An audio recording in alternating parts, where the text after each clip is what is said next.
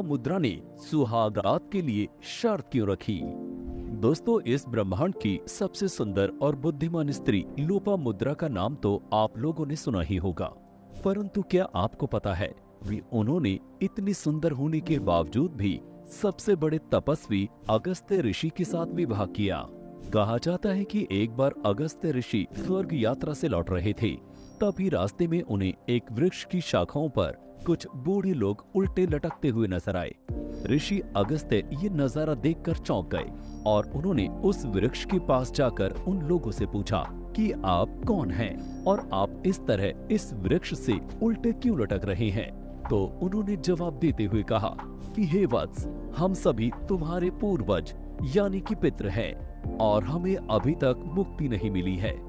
जब तक तुम्हारे किसी संतान की उत्पत्ति नहीं होती, तब तक हम सभी यहाँ ऐसे ही लटके रहेंगे। तुम जल्दी से जल्दी किसी संतान की उत्पत्ति कर हमें मुक्ति प्रदान करो। ऋषि अगस्त्य संतान उत्पत्ति के लिए राजी हो गए और अपने आश्रम की ओर चले गए। अगले ही दिन से उन्होंने अपने लिए अर्धांगिनी की खोज शुरू कर दी, परंतु जब काफी खोजने के बाद भी उन्हें कोई योग्य कन्या नहीं मिली, तो उन्होंने निश्चय किया कि वे स्वयं ही एक सुंदर और बुद्धिमान कन्या की उत्पत्ति करेंगे। उस कन्या की उत्पत्ति के लिए अगस्त्य ऋषि ने सारे ब्रह्मांड की सबसे सुंदर वस्तुओं के गुणों को एकत्रित किया। वो अपनी रचना के निकट ही थे। एक दिन उनकी नजर विदर्भ राज्य के राजा पर पड़ी।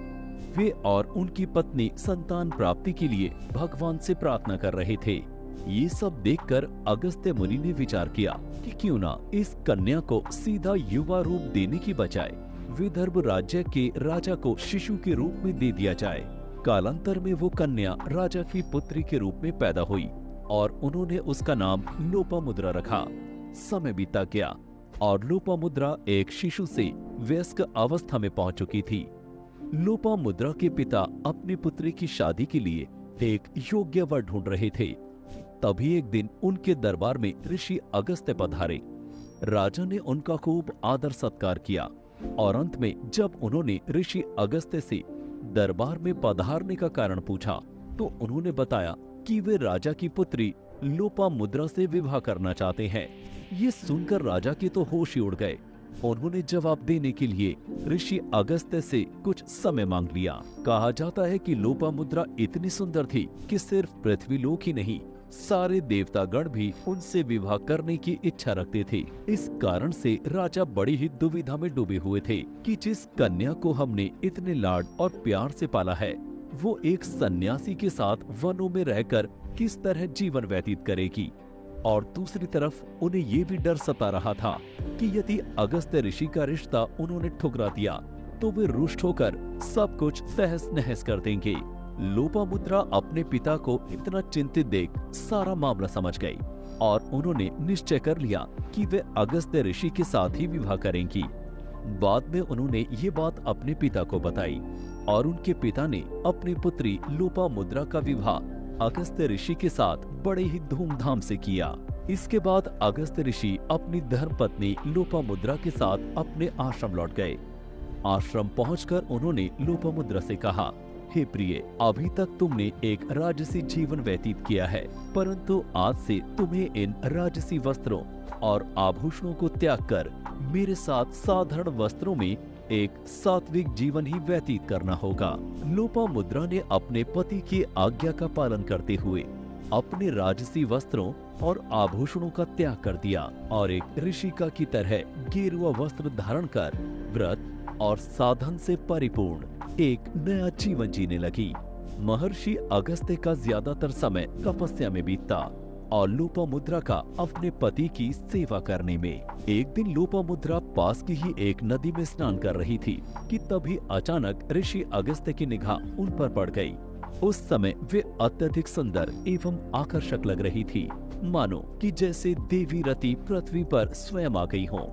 उनके इस रूप को देखकर ऋषि अगस्त्य ने उनके साथ समागम की इच्छा व्यक्त की। ये सुनकर लोपामुद्रा ने कहा, अवश्य मेरे स्वामी, परंतु मेरी एक इच्छा है कि विवाह से पहले अपने पिता के घर में मैं जिस प्रकार की शैया पर सोती थी, वैसी ही शैया पर आपके साथ समागम करूं। ये सुनकर ऋषि चिंता में पड़ गए और बोले कि देवी, जिस प्रकार के राजसी सुख की तुम बात कर रही हो, मेरे जैसा वन में रहने वाला सन्यासी कहाँ से इंतजाम करेगा ऐसी शैया का। इस पर लोपामुद्रा ने कहा, स्वामी, आप ऐसा क्यों कह रहे हैं? यदि आप चाहें तो अपने तप से संसार की सारी धन संपदा चरणों में लाकर डाल सकते हैं। ऋषि अगस्त्य बोले कि देवी, ऐसा तो मैं नहीं कर सकता, क्योंकि इससे मेरे तप का क्षय होगा। इसलिए मैं कहीं और से धन का इंतजाम करता हूँ। ये कहकर महर्षि अगस्त्य उस समय के सबसे अमीर शासक राजा इत्वल के पास पहुंचे और उनसे अपनी समस्या का समाधान करने को कहा। राजा इत्वल ने महर्षि का आदर सत्कार किया और उन्हें भरपूर दान देकर विदा किया। सारी धन संपदा देखकर लोपामुद्रा अत्यधिक प्रसन्न हुई और महर्षि अगस्त्य के साथ उन्होंने समागम संपन्न किया। कालांतर में लोपामुद्रा के गर्भ से 7 वर्ष पश्चात एक संतान ने जन्म लिया, जिसका नाम दृढ़स्यु रखा गया। तो दोस्तों, आज के इस वीडियो में इतना ही। कमेंट करके जरूर बताएं कि आपको हमारी प्रस्तुति कैसी लगी।